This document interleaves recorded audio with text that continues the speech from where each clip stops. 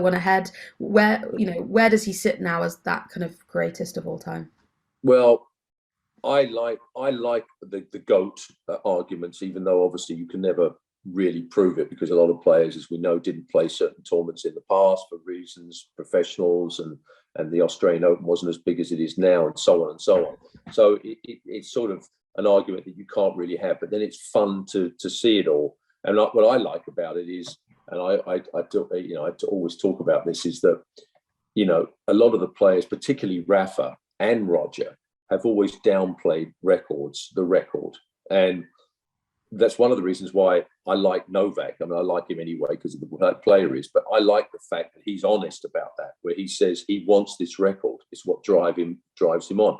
Players love records. So when you hear Rafa and even Roger in the past saying, "Oh, I'm not so concerned if Rafa catches me," and then Rafa says, "Yeah, I'm not so concerned with beating Roger's record," and so on and so on. It's nonsense. They absolutely care about records. It's in their DNA. It's just nonsense when they say that. So for me, I love watching all this go on. And trust me, if Rafa hadn't won the French Open with his injury problems, he wouldn't be playing Wimbledon right now.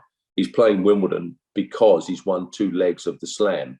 And he knows that if he makes this one, obviously he's one away from completing a Grand Slam, which only 2 players have ever done in the men's. So trust me, that's why he's in it. That's why records are important. I love it. This time last year, we would have been saying by now that Novak Djokovic would have been 2 or 3 ahead. But who was to know about the COVID situation and him being banned and so on and so on. And now we've got Rafa in the position of being 2 up. If he wins this one, and I still think Novak is the favourite, that's going to be a tough lead for Novak to come back and beat. And he's obsessed with it. So it's going to be fun to watch it happen.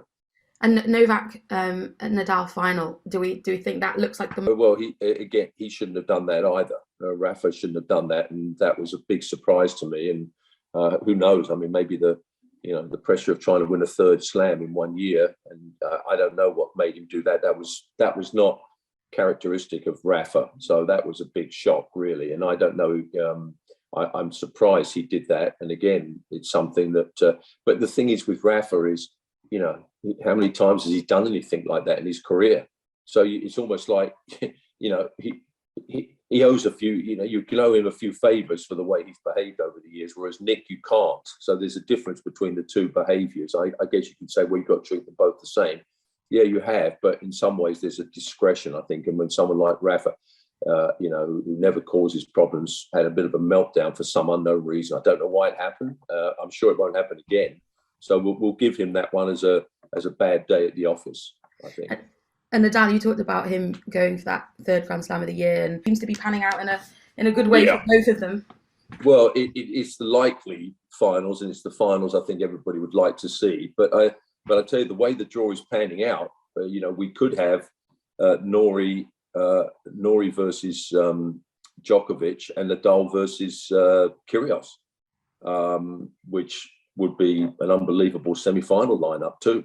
But I do think the way things are panning out, I find it difficult to believe that we won't have Rafa and Novak in the finals, which will be amazing, really, because let's face it, the men's draw has been a bit iffy this year with the pullouts, with the Medvedev situation, and then Berrettini, Rublev, and all this stuff, and then the draw just sort of almost collapsing in some ways. So this will be a great finale to it, semis and finals, if all those 4 come through.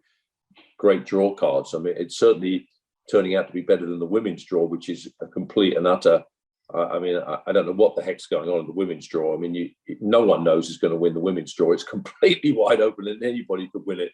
And we obviously we're sort of lacking the big draws in the women's draw, but the men's draw hopefully will hang in there a little bit. Yeah, just moving over to the women's draw. Her opponent was incredible on the night. Well, at the time, we all sort of almost wrote it off as like, well, can you believe she lost that match? But look at Hon now. She actually could win the tournament. She's such a breath of fresh air, the way she plays, all the different spins and stuff. I thought Serena did well. I said in an article the week before, if she made it to the beginning of the 2nd week, it would have been a heck of a performance. And obviously she didn't do that. If she'd have got through that first round, she may well be, we may be still talking about her. But did she just play because this is her last time at Wimbledon and she knew that? I don't know. She says she's going to play the Open, but there's got to be more of a commitment. I know she's had injuries and stuff like that, but you can't. I mean, I know the women's draw is a bit up and down at the moment, but you can't not play at all and then go into a slam and expect to win, although she almost won that first round. But for me, the legacy there, the greatest female player of all time, I think her and Venus is the greatest sports story of all time. That two women players coming from where they came from, both ended up at number one in the world, is the most extraordinary sports story ever. And we're lucky in tennis that we have so many of these amazing stories. I mean, we were talking about the GOAT. I would almost like to switch that around a bit and talk about Rafa's performance of winning 14 French Opens. That, to me, is the greatest sports achievement in any sport, men or women, ever. And if someone can tell me a better one from an individual, I'd love to hear it, because that's the most extraordinary record. Whatever happens with Rafa, Novak ends up winning more, or someone else, Alcaraz, that record will never be broken. And that record deserves to be put up there at the top of the tennis list of impossibles, because what he achieved will never be achieved again. And so just go back, and how far can he go, I suppose? Well, I think he can get to the semis, which will be an amazing achievement. But I don't see him going past that. To me, he's an amazing player, and I admire him greatly. I think to get past the semis of a slam, I think perhaps he's missing, just a little bit of that extra sort of power, big shot that you need to get through there. And I don't think he's quite got that in terms of his serve, in terms of his ground strokes. They're all very, very, very good, but they're not the big guns, like the Nadal has with the forehand and this speed, and then obviously Novak has with all of his game and the best returner that probably ever lived. I mean, that's high company, and if Norrie gets in the last four, that's a hell of an achievement. And if he can go one further than that, well, unbelievable performance. But I think he'll make the semi-finals, and I think that would be a tremendous performance for him. Yeah, it would be incredible. Even if you think about it, he just served Tsitsipas off the court, didn't he, the other day? I have to say, I always obviously have thought that Nick had a great serve, but watching him this week and in that particular match, for me now, it's in the top 5 of all time. I put John Isner as my number 1, but I would now put Nick into that top 5 of all time. The service performance there was beyond belief. If he can continue those sort of stats, the way he served there, no one is going to have an easy time with him, because, it was beyond. Second serves going down at 115 miles an hour on the lines, on break points against him. I haven't seen that since maybe a Pete Sampras, and even his serve wasn't as big, but the accuracy and the confidence to go for big serves on big points on second serves. First serves is one thing. There's a lot of great one servers, and I put people like, Roscoe Tanner, Goran Ivanisevic, Richard Krajicek, Michael Stich, and they all have big serves. But the second serves, to me, are what makes a great server, that you can, when you're in trouble, come out at 30-40 with a big second serve on the line or close to it and do it constantly. I think Nick only served, I can't remember exactly, but the stat on his double faults in that match against Tsitsipas, I think he only served 1, which is mind-boggling if that's true. It's under 5, which is ridiculous, the speed he was hitting them. And that, to me, if he can keep those serving stats up, he's going to be dangerous. Yeah, for sure. He certainly is going to be dangerous. Just back to Emma Raducanu real quick, Islam, because he's been in a lot of finals of late. Yeah, well, I don't like sitting on the fence in any argument. I've never been that. I don't like doing that. This was a difficult one. I think there was almost sort of no choice from both sides in some ways. I think that if the government, if the British government, in other words, if Wimbledon had not come out and said that we were heavily influenced by, the government guidelines, then I think that Wimbledon would have been wrong for doing what they did, because I don't think the Wimbledon committee are qualified to make a decision of this magnitude. What are they, foreign leaders? Are they I don't think they're qualified to make a decision like that. But once they said that they were heading to the government guidelines, to me, they almost had no choice then. And from the ATP side and the WTA, it's in their charter.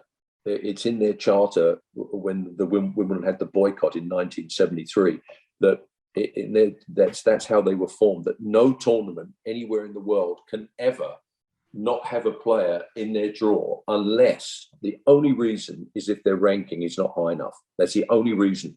So they almost had no choice but to do the no points and fines and all this stuff, because otherwise you're giving tournaments, once one does it, it's a cliche, the slippery slope, but it's true, because then you bring other countries into it. People could turn around and you could say, what about China with the human rights that goes on in China? Okay, it's in their own country. It's not someone invading it, but it's still stuff that goes on in some of these other countries. So are you going to ban the players from there? Where does it stop? Where does it end? If once you do it once, and the other three slams did not do it. So I'm on the fence with it. I think it's, there's obviously the guy from the Olympics committee, I can't think of his name now, came out and said, you should never be banned by what your passport says.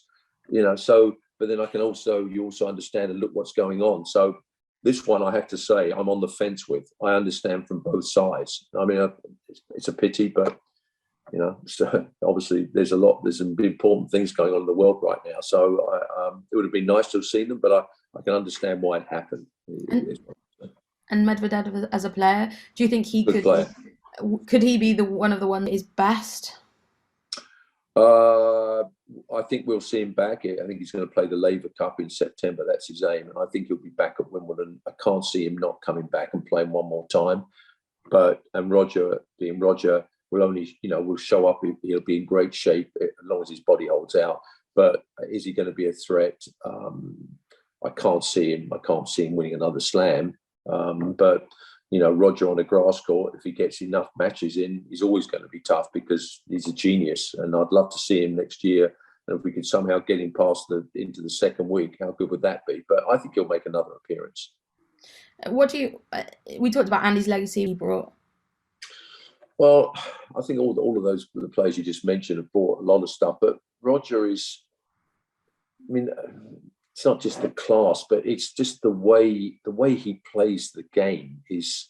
When I commentate, and particularly when Federer was at his peak and was winning sometimes matches very easily at Wimbledon and was dominating, particularly on grass, and people would say, "Yeah, but don't you find it a bit boring to commentate when he's winning so easy?" And I would always say no, because I know that in every match he plays, he's always going to hit 3, 4, 5, could be more shots that no one else could, that almost defy logic on a tennis court, that no one else could even have the imagination to try, let alone to complete it.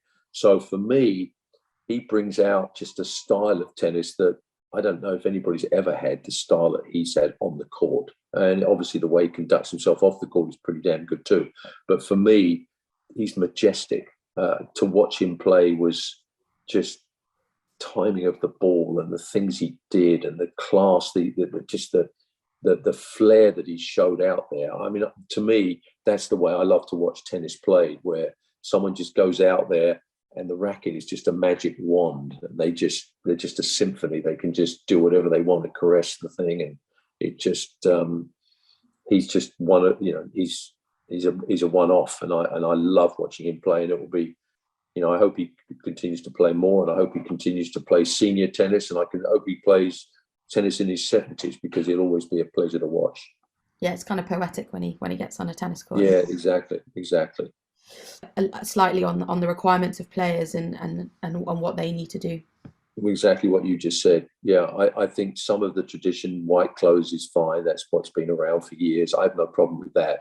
I think some of the other stuff about women, and as an example, not being allowed to wear coloured underwear is just ridiculous. And there are obvious reasons why, for a woman particularly, sometimes it takes pressure off if they're allowed to wear that.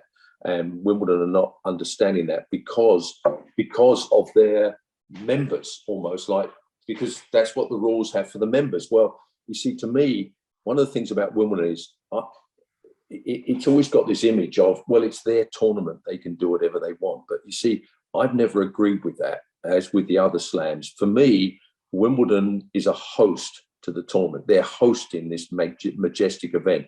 It's at their club, absolutely, but they're getting paid damn well for hosting it. And so, in other words, don't put rules that the members, there's 380 members, have to adhere to. That's fine. Let the members do that for 50 weeks of the year. But for the 2 weeks of the year, let's not be quite as fussy on certain things. You know, don't ask Roger Federer 3 years ago to change the green soles on his shoes because they were green on the bottom of his shoes. Who cares? No one cares. That's a silly rule. Coloured underwear, silly rule. These are things that they have to sometimes just realise that no one cares. Only the club members do. And if they care, well, too bad. So I like traditions. That's great, certain ones. But some ones, you've got to move with the times. And I think women are getting better. But I still think there's a couple of little niggly things which hopefully will go away in the next few years. Yeah, for sure. I think you're right. I think it's just being practical, right?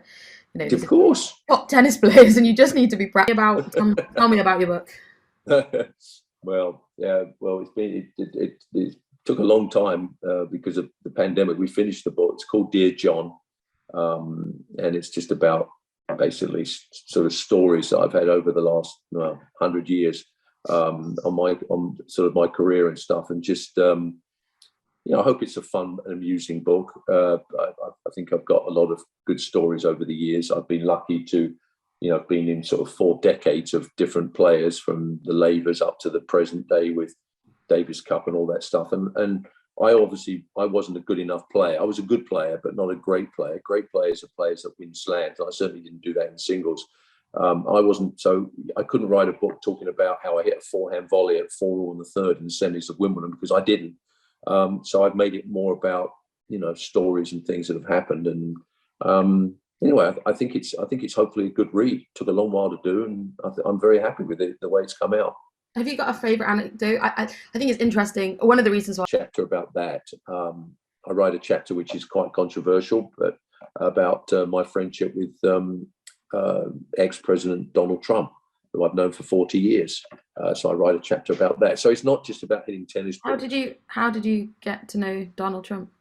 I've known him through tennis. He used to play an event at his Mar-a-Lago charity. Funny, ironically enough, for prostate cancer, which I've been doing for 20 years. That's why when I got prostate cancer, I was lucky because I was in touch with the best people in the right fields, and they got me with the best doctor.